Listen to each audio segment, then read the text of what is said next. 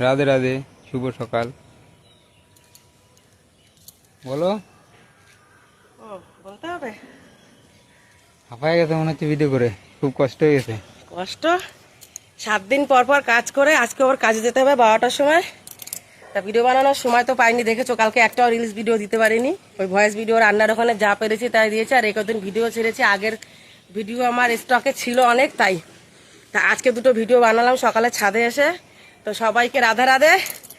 আর আমি একটু পরেই কাজে বেরিয়ে যাব, যতটা পারবো তোমাদের সাপোর্ট করব, আর না পারলে কালকে করব। আমি সত্যি কথা বলতে সবসময় ভালোবাসি, আর ভিডিও করতে করতে অবস্থা দেখো, আকাশের অবস্থা তো খুবই খারাপ।